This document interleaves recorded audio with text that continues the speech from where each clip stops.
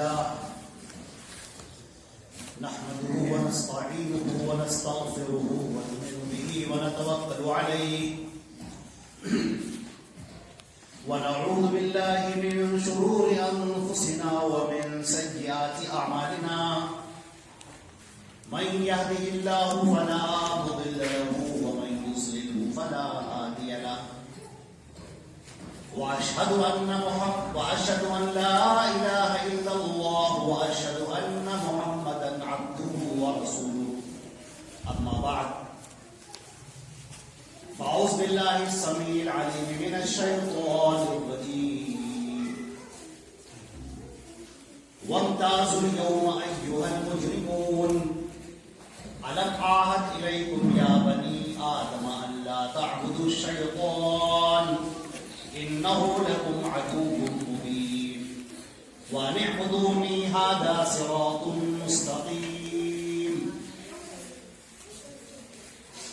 تمام تعریفیں اللہ رب العزت کے لیے ہیں جو ہمارا خالق و مالک ہے، آسمان اور زمین کا پیدا کرنے والا اور کل کائنات کا تنہا پالنہار ہے، جو وحدہ لا شریک لہ ہے، جو مستوی عرش ہے، جو اپنے احکامات کو نازل فرماتا ہے، ہر ایک اس کے محتاج ہیں اور وہ کسی کا محتاج نہیں. یا ایھا الناس انتم الفقراء الی اللہ واللہ هو الغنی الحمید. اے تمام کے تمام لوگوں، تم سب کے سب اللہ کے محتاج ہو اور اللہ ہر ایک سے بے نیاز ہے اور وہ بڑی خوبیوں والا ہے. اللہ کی حمد و ثنا کے بعد درود اور سلام ہو حضرت محمد مصطفیٰ صلی اللہ علیہ وسلم پر، جو خاتم النبیین ہیں، سید الاولین والآخرین ہیں. آپ کی ذات پر اللہ نے دین اسلام کو مکمل فرما دیا. اللہ نے فرمایا الیوم اکملت لکم دینکم واتممت علیکم نعمتی ورضیت لکم الاسلام دینا. آج کے دن میں نے تمہارا دین مکمل کر دیا اور اپنی نعمت تم پر تمام کر دی اور میں تم سب کے لیے دین اسلام سے راضی ہوں. اللہ کی رحمتیں ہوں، برکتیں ہوں تمام صحابہ کرام پر، تمام صحابیات پر، محدثین اور محدثات پر اور کل مومنین اور مومنات. حضرات گرامی، میں نے آج کے خطبہ جمعہ کے لیے سورہ یاسین کی ایک آیت کا انتخاب کیا اور یہ آیت اپنے آپ میں بڑی چشم کشا ہے، بہت ساری گروہوں کو کھولنے والی ہے، بہت سارے مسائل کو حل کرنے والی ہے. ہمارے سامنے جو بہت سارے مسائل کی گتھیاں ہیں، یہ ایک آیت ان کو بالکل سلجھا دینے والی. اور اللہ کا کلام تو ہوتا ہی ہے ایسا، دو ٹوک صاف شفاف، کہیں گنجلک نہیں، کہیں پیچیدگی نہیں، نہ سمجھ میں آنے والی کوئی بات نہیں. وہ تو قرآن پاک ہر ایک کو مخاطب کرتا ہے اور صاف صاف باتیں کرتا ہے. آئینہ ہے، بالکل آئینہ. جیسے آپ آئینے کے سامنے آتے ہیں تو سب دکھائی پڑنے لگتا ہے، سب سامنے آ جاتا ہے. ویسے ہی یہ اللہ کی کتاب، یہ ہمارا آئینہ ہے. اللہ رب العزت نے قیامت کا منظر کھینچا. میرے عزیزوں، میرے بھائیوں، میری ماں بہنوں، پیارے بچوں، اللہ نے قرآن پاک میں جو سورہ یاسین ہے، جس کی میں نے ابھی آپ کے سامنے ایک آیت کی تلاوت کی ہے، اللہ رب العزت نے قیامت کے منظر کو کھینچا ہے کہ جب یہ دنیا ہم فنا کر دیں گے اور سارے لوگوں کو اپنے سامنے کھڑا کریں گے، اس وقت کی اللہ نے بات فرمائی ہے. میرے عزیزوں، بڑی عجیب روٹے کھڑے کر دینے والی آئے، ذہن اور دلوں کو کھول دینے والی آئے.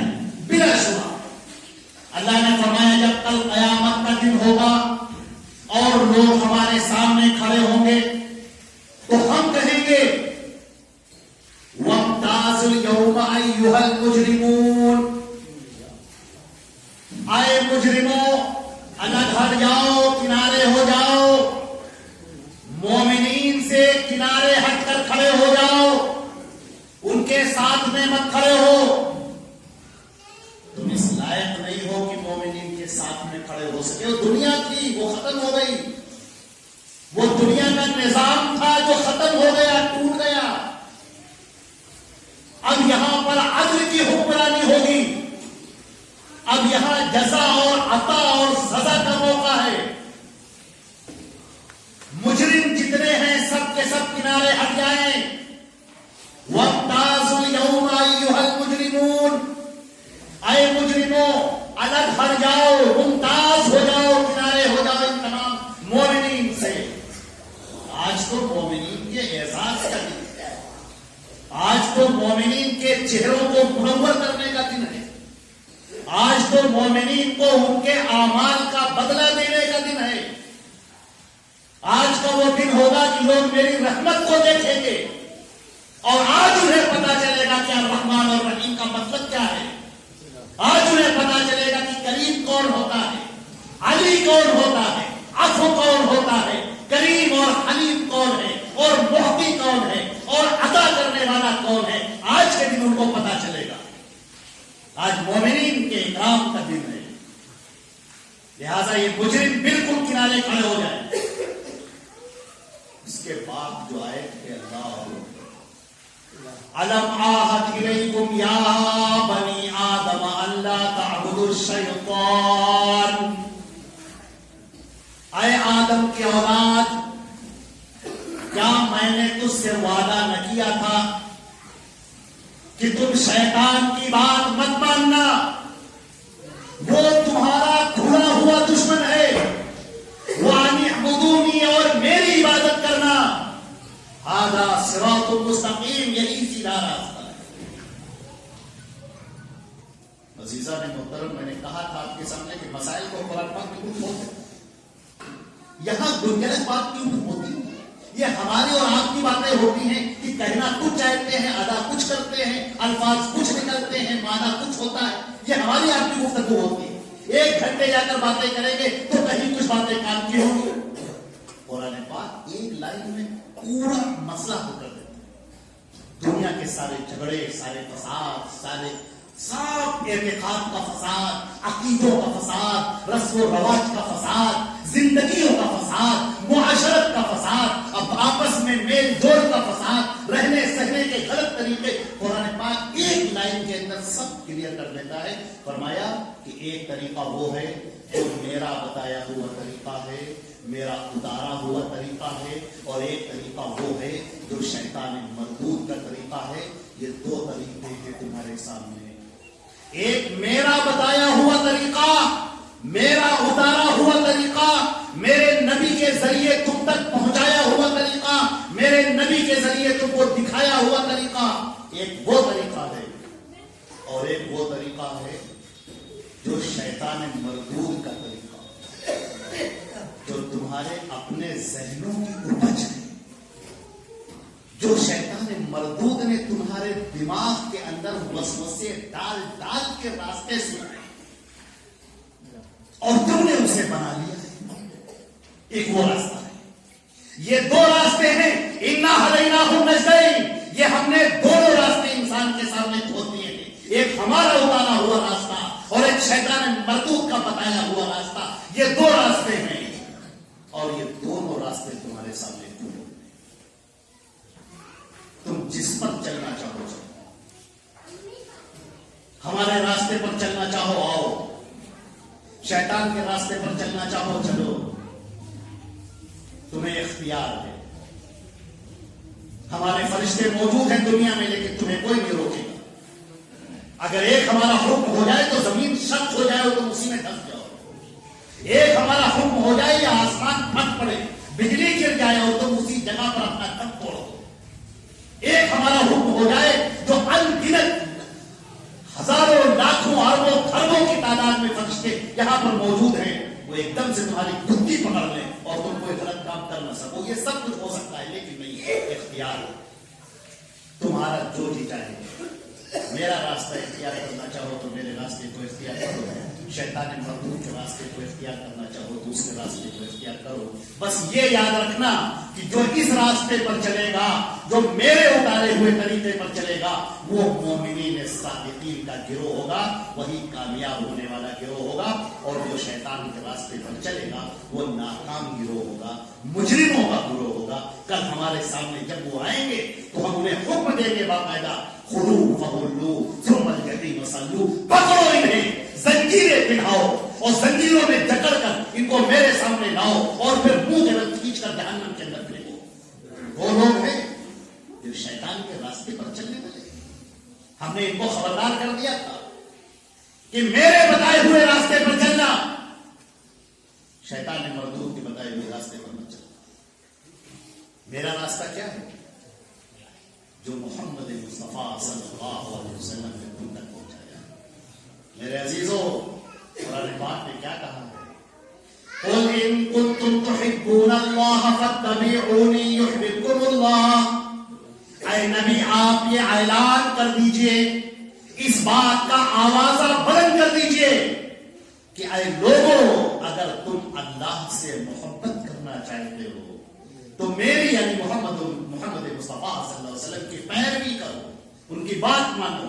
اللہ تم کو اپنا محبوب بنا دے. جنتوں میں جانا چاہتے ہو, وہ جنت جس کی زمین کستوری کی سی ہے, موتیوں کے جہاں پر محل ہیں, جہاں کی نعمتوں کا کوئی انسان اندازہ نہیں کر سکتا. صبح و شام جہاں پر اللہ کی نعمتیں برستی ہیں, ٹوٹ کر گرتی ہیں, جہاں کے بارے میں فرمایا گیا کہ نہ کسی آنکھ نے دیکھی ہوگی وہ نعمتیں, نہ کسی کان نے سنی ہوگی, نہ کسی کے دل پر اس کا خیال گزرا ہوگا. تم اللہ کی جنتوں کو پانا چاہتے ہو, اللہ کی جنتوں میں داخل ہونا چاہتے ہو, تو سنو, محمد مصطفیٰ کی پیروی کرو. لقد کان لکم فی رسول اللہ اسوۃ حسنہ. محمد مصطفیٰ کی زندگی, پوری زندگی تمہارے لیے نمونہ ہے. عزیزوں, جو اس بات کو سمجھ گیا اس کا بیڑا پار, اور جو نہیں سمجھا وہ اٹک کے رہ گیا. اللہ کی رسول حضرت محمد مصطفیٰ کی زندگی تمہارے لیے بہترین نمونہ ہے. ان کا قول, ان کا فعل, ان کا عمل, ان کا لیٹنا, ان کا بیٹھنا, ان کا چلنا, ان کا ہنسنا, ان کا مسکرانا, ان کا کھانا کھانا, ان کا آنکھوں میں سرما لگانا, ان کا مسکرا کر گفتگو کرنا, یہ سب کا سب عبادت ہے. محمد مصطفیٰ صلی اللہ علیہ وسلم کی زندگی تمہارے لیے بہترین نمونہ ہے, بہترین نمونہ ہے. اگر اللہ کی جنت جانا چاہتے ہو, اگر تم چاہتے ہو کہ جب تم قبر کے اندر رکھے جاؤ تو فوراً قبر کے اندر سے آواز آئے, اللہ کی آواز آئے, اللہ تعالیٰ کہے کہ اے فرشتوں, یہ میرا بندہ مومن ہے, اس افرشوا لہ بالجنہ, جنت کے بچھونے بچھاؤ, جنت کی نعمتیں اتارو, قبر کے اندھیرے کو دور کرو, اس کو ایسی دنیا میں لے کر چلو جہاں پر صرف رحمتیں ہیں, جہاں پر صرف انعامات ہیں, اس کو برزخ میں لے کر آؤ. اگر آپ یہ چاہتے ہیں, اگر آپ چاہتے ہیں کہ جیسے ہی قبر میں رکھے جائیں تو خوشخبریاں آپ کو ملے, اس دنیا میں آپ لیتے ہو اپنے بستر کے اوپر, لوگ آپ کے ارد گرد کھڑے ہوئے ہوں اور اللہ کے فرشتے آپ کے سامنے آئیں اور کہیں کہ تم پر سلامتی ہو, سلام علیکم طبتم, تم پر اللہ کی سلامتی ہو, یا ایھا النفس المطمئنہ, اے مطمئن نفس, اٹھ اور چل ہمارے ساتھ, اللہ کے انعامات کی طرف چل, اللہ کے اکرامات کی طرف چل. چل اس دنیا کو چھوڑ دیے, دنیا فتنوں و فساد کی جگہ ہے, بیماریوں کی جگہ ہے, مشکلات کی جگہ ہے, پریشانیوں کی جگہ ہے, نکلو یہاں سے, آؤ تمہیں اللہ کی جنتوں کی طرف لے کر جائے. اللہ نے فرمایا وبینہم برزخ الی یوم یبعثون, اور پھر جب یہ روح نکال کر ہم عالم برزخ میں پہنچائیں گے, اس کے بعد قیامت تک کے لیے اس دنیا میں یہ واپس نہیں آئیں. یہ سمجھ لیجیے, اللہ کے نبی حضرت محمد مصطفیٰ صلی اللہ علیہ وسلم, جس نے رسول سمجھ لیا وہ کامیاب ہے. میں نے یہ نہیں کہا کہ ماننا, سمجھنا بہت بڑی بات ہے. بہت سارے لوگ ان کو رسول مانتے تھے لیکن ایمان نہیں لائے, جیسے ابو طالب اور ابو جہل سے ایک مرتبہ اللہ کے نبی صلی اللہ علیہ وسلم نے اس کا گریبان پکڑ لیا تھا اور کہا کیا میں جھوٹ, ابو جہل کانپنے لگا، کہنے لگا محمد میں تمہیں جھوٹا نہیں کہتا، لیکن جو تمہاری تعلیمات ہیں وہ ہم نہیں سمجھتے، میری سمجھ میں نہیں۔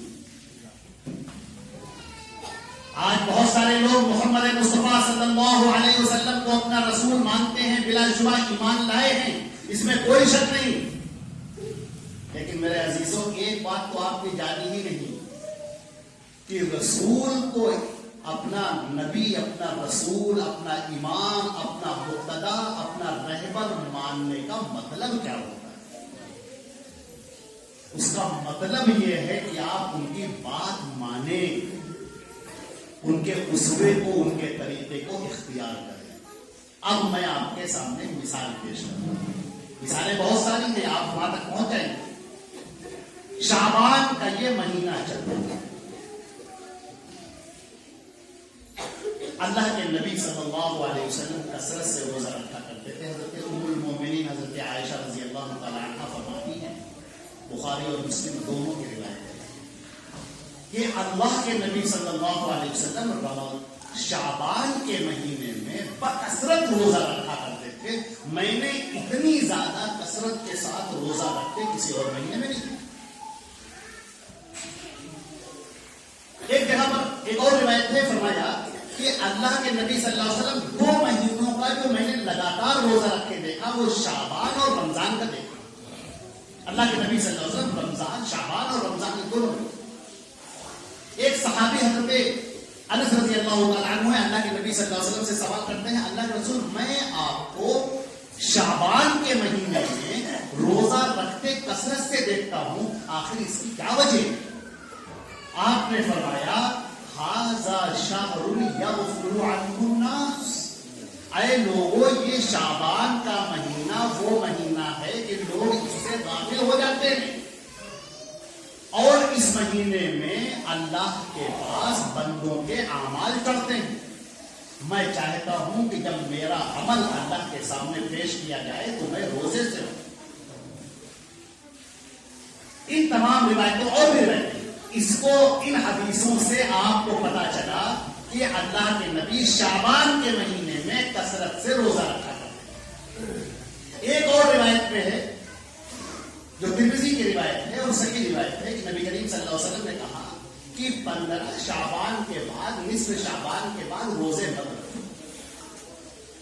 یہ کیوں کہا آپ نے؟ یہ اس لیے کہا تاکہ رمضان کا مہینہ آنے سے پہلے روزے رکھ رکھ کر لوگ کمزور نہ ہو جائیں تو رمضان میں پھر روزے نہ رکھ سکے، ایسا نہ ہو جائے۔ لہذا اگر کوئی رکھنا چاہتا ہے تو وہ رکھ بھی سکتا ہے، اللہ کے نبی کی سنت پر عمل کرتے ہوئے رکھنا چاہے رکھ سکتا ہے، یا جو جمعرات اور دوشنبے کا روزہ رکھنے کی عادت ہے وہ رکھ سکتا ہے۔ کسی کے روزے قضا ہو گئے ہیں، رمضان کے روزے رہ گئے تھے اور وہ ابھی تک نہیں رکھ سکا ہے، وہ بھی روزہ رکھ سکتا ہے 15 شعبان کے بعد، اس کی کوئی ممانعت نہیں ہے، وہ کر رکھ سکتا ہے۔ لیکن آپ نے کیا چاہا کہ شعبان کے مہینے میں لوگ روزہ رہیں، لیکن 15 شعبان کے بعد سے اتنے روزے نہ رہیں کہ وہ کمزور ہو جائیں اور پھر رمضان کے روزے میں دقت پیش آ جائے، وہ روزے نہ رکھ سکیں۔ ہمارے نبی کا جو اسوہ، میرے بھائیوں بہت غور سے سنیے، شعبان کے مہینے میں ہمارے نبی کا جو اسوہ حدیثوں کے اندر صحابہ کرام نے بیان کیا ہے وہ یہ کہ آپ بکثرت روزہ رکھا کرتے ہیں شعبان کے مہینے۔ لیکن ہم یہ دیکھتے ہیں کہ آج بہت سارے لوگوں نے شعبان کے اس مہینے کو بھی بدعتوں کا مہینہ بنا رکھا ہے۔ لوگوں نے نمازیں ایجاد کر رکھی ہیں، ایک نماز ہے نماز الفیہ، 15 شعبان کو مخصوص کر کے ایک نماز ایجاد کی کہ 15 شعبان کی بڑی فضیلت ہے، اور ایک قرآن کی آیت بھی لوگ پڑھتے ہیں جو کہ درست نہیں ہے اس معنی میں اِنَّا أَنزَلْنَاهُ فِي لَيْلَةٍ مُبَارَكَةٍ کہ ہم نے قرآن پاک کو مبارک رات میں نازل کیا ہے۔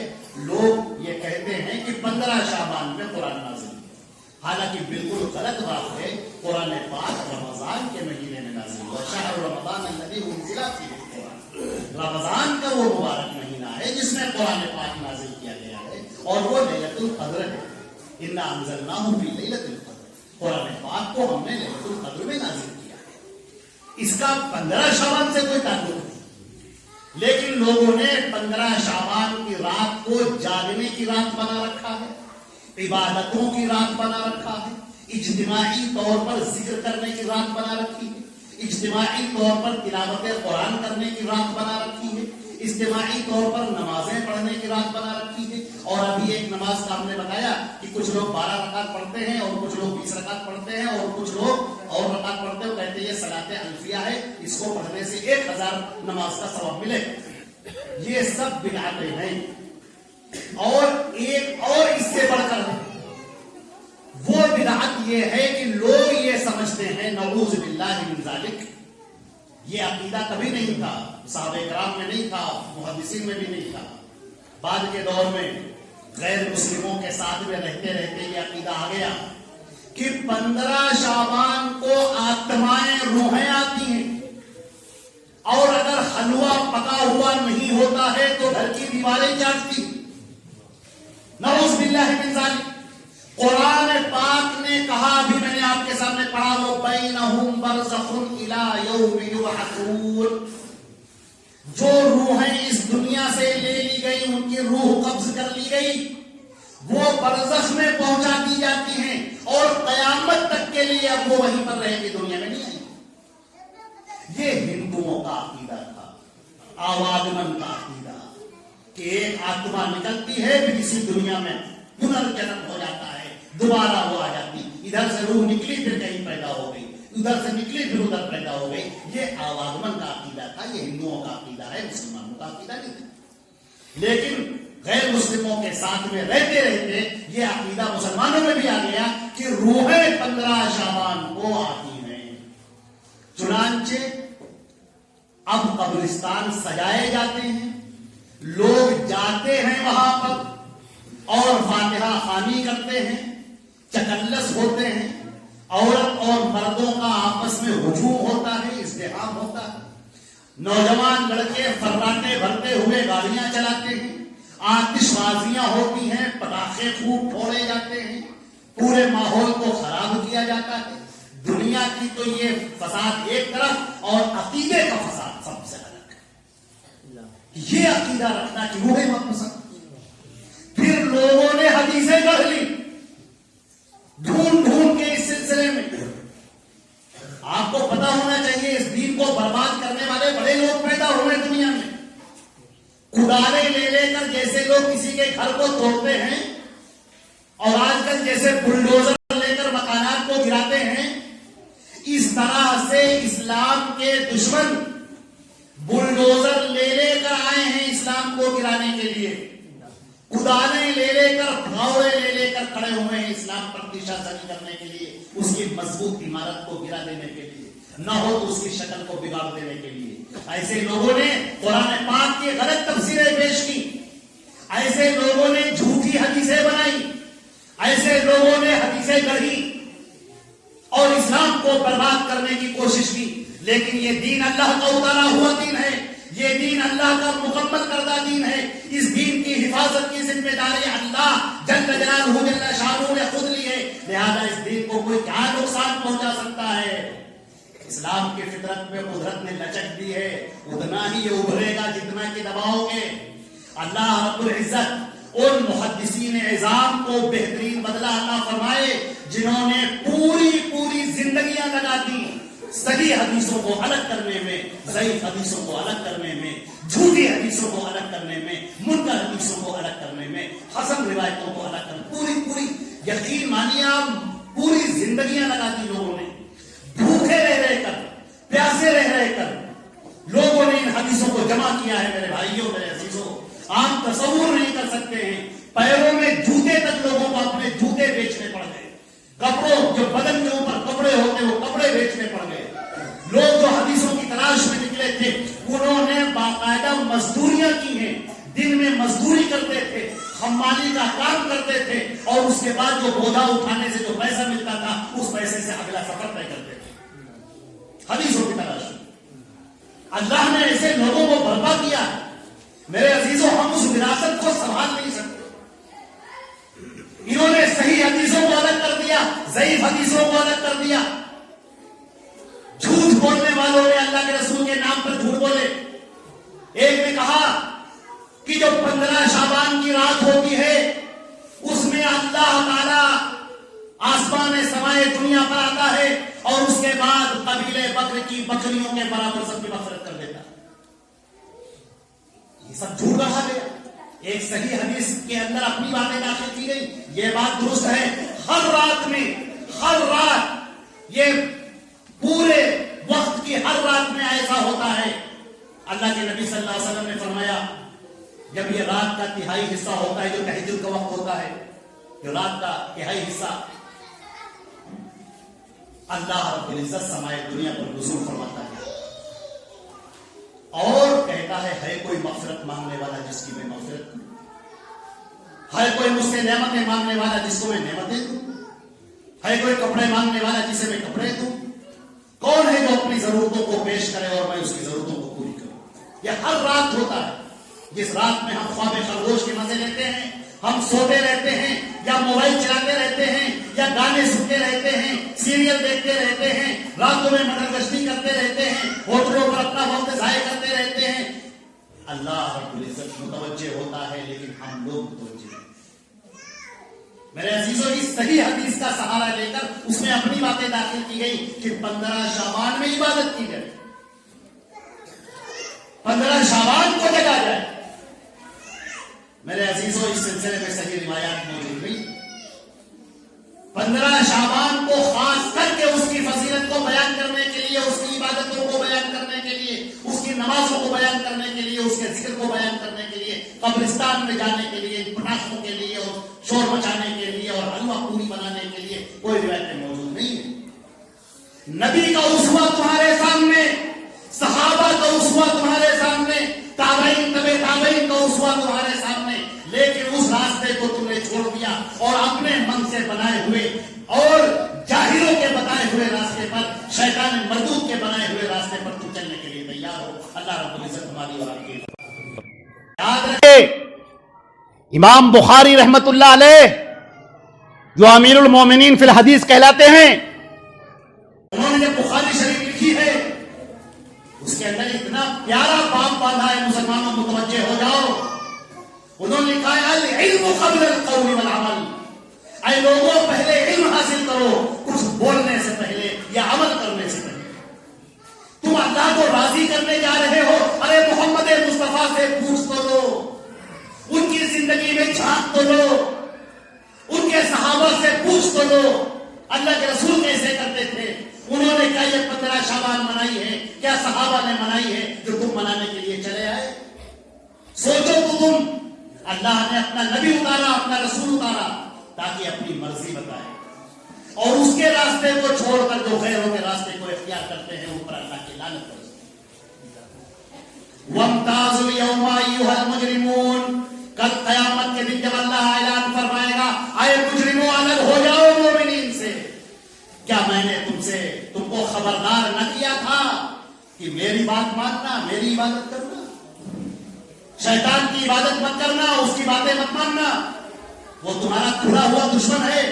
میری بات ماننا یہی صراط مستقیم ہے. تو تم کیوں اس صراط مستقیم سے بھٹک کر غیروں کے راستے پر چلنے کے لیے تیار ہو گئے؟ محمد مصطفیٰ صلی اللہ علیہ وسلم کے بعد کیا کوئی اور نبی، کوئی اور رسول، کوئی اور ہے جس کے اوپر دین اتارا جائے؟ کوئی نہیں، کوئی نہیں، کوئی نہیں. آپ نے فرمایا نا خاتم النبیین ولا نبی بعدی، میں آخری نبی ہوں، میرے بعد کوئی نبی نہیں. آپ نے فرمایا سنو سنو، میرے بعد 30 دجال پیدا ہوں گے جو سب نبوت کا دعویٰ کریں گے کہ میں نبی ہوں، میں نبی ہوں. سارے مسلمانوں کان کھول کر سن لو، اللہ کے نبی فرماتے ہیں کہ میں خاتم النبیین ہوں، میرے بعد کوئی نبی نہیں آئے گا. دین مکمل ہو چکا، دین نازل ہو چکا، جنت کے راستے کھول دیے گئے، جنت کی شاہراہ متعین کر دی گئی. اب ہزاروں راستے تمہارے سامنے ہیں لیکن وہ جنت کے راستے نہیں. جنت کا راستہ محمد مصطفیٰ کے پیچھے پیچھے چلنے کا راستہ ہے. اب کہو اشہد ان لا الہ الا اللہ، میں گواہی دیتا ہوں کہ اللہ کے علاوہ کوئی سچا معبود نہیں، اور محمد مصطفیٰ میں گواہی دیتا ہوں، ہم مسلمان سب گواہی دیتے ہیں کہ محمد مصطفیٰ صلی اللہ علیہ وسلم اللہ کے بھیجے ہوئے رسول. جس نے یہ سمجھ لیا, جس نے یہ اقرار کر لیا, جس نے زندگی میں اتار لیا, وہ سرپٹ جنت کے راستے پر بھاگتا ہوا چلا گیا, جہاں پر فرشتے اسے سلام کر رہے ہیں, جنت کے دروازے اس کے لیے کھلے ہوئے ہیں, اللہ کی نعمتیں اس کا انتظار کر رہی ہیں. اور جو محمد مصطفیٰ کے طریقے سے ہٹ کر گیا, اللہ اکبر, یا ایھا الذین آمنوا اطیعوا اللہ واطیعوا الرسول ولا تبطلوا اعمالکم, اے ایمان والو اللہ کی اطاعت کرو اور اس کے رسول کی اطاعت کرو اور اپنے اعمال کو ضائع نہ کرو. اور فرمایا فَلْيَحْذَرِ الَّذِينَ يُخَالِفُونَ عَنْ أَمْرِهِ أَن تُصِيبَهُمْ فِتْنَةٌ أَوْ يُصِيبَهُمْ عَذَابٌ أَلِيمٌ. ان لوگوں کو چوکنا ہو جانا چاہیے جو ہمارے بھیجے ہوئے رسول کی مخالفت کر رہے ہیں, اس کے الٹے چل رہے ہیں, کہ فتنہ ان کو پکڑ نہ لے اور دردناک عذاب ان کو گھیر نہ لے. اللہ اکبر, یہ روٹے کھڑے کر دینے والی آئے. ہم نے بہت ہلکے میں سمجھ لیا, ہم نے سوچا کہ بس اپنی زبان سے ہم نے کہہ دیا کہ محمد اللہ کے نبی ہیں, رسول ہیں, بس ختم ہو گیا. نہیں, ٹھہرو, ایسے کیسے ختم ہو گیا, ایسے کیسے؟ یہ جو باطل عقائد ہیں ان کو چھوڑو, رسم و رواج کو چھوڑو, غلط اور فاسد نظریات کو چھوڑو, جو جھوٹے مسئلے مسائل بنا کے رکھے ہیں تم نے, اس کو چھوڑو. محمد مصطفیٰ کی مانو, جو ان کی مانے گا وہ جنت جائے گا, جو ان کی نہیں مانے گا وہ سیدھے جہنم میں پھینک دیا جائے گا. یہ دو چار کی طرح باتیں ہیں, تیسرا کوئی راستہ ہی نہیں. سچ بڑھے یا گھٹے تو سچ نہ رہے, جھوٹ کی کوئی انتہا ہی نہیں. راستہ صرف ایک ہے سچا, وہ ہے اسلام کا راستہ, اللہ کا اتارا ہوا راستہ, محمد مصطفیٰ کا بتایا ہوا راستہ, اور اس کے علاوہ سارے راستے بند ہیں, کوئی راستہ نہیں, سب برائی کے راستے, سب جہنم کے راستے. فریق فی الجنت و فریق فی السعیر. اللہ نے فرمایا کل جب آؤ گے ہمارے سامنے تو کچھ لوگوں کے لیے جنت ہوگی اور کچھ لوگوں کے لیے جہنم ہوگی, تیسرا کوئی راستہ نہیں. سیدھی بات. اگر ایمان لائے ہو محمد مصطفیٰ پر تو پھر انہی کی بات ماننا ہے, انہی کے طریقے پر چلنا ہے, جو انہوں نے کیا وہی کرنا ہے. اور زندگی کے ہر معاملات میں بچہ پیدا ہوتا ہے وہاں سے ہمارے رسول کے احکامات شروع ہوتے ہیں, اور آدمی کا انتقال ہو جاتا ہے وہاں تک ہمارے رسول کے احکامات موجود ہیں. یہ پوری زندگی موت سے لے کر وفات تک, قبر تک, اور اس کے بعد تقسیم وراثت تک, پوری زندگی کے ہر شعبے میں اسلام کے احکامات موجود ہیں, محمد مصطفیٰ کی تعلیمات موجود ہیں. افسوس ہے مسلمانوں پر جو اپنے نبی کی تعلیمات سے منہ موڑے ہوئے ہیں, نامعلوم کتنوں کے چکروں میں پڑ کر چکر بنے ہوئے ہیں. اللہ ہماری اور آپ کی حفاظت فرمائے اور دین اسلام پر عمل کرنے کی توفیق عطا فرمائے. اللہ کے پیارے نبی حضرت محمد مصطفیٰ صلی اللہ علیہ وسلم کی حدیثوں کو پڑھنے کی, سمجھنے کی اور اس پر عمل کرنے کی توفیق عطا فرمائے. اقول قولی ھذا استغفر اللہ لی ولکم ولسائر المسلمین من کل ذنب فاستغفروہ.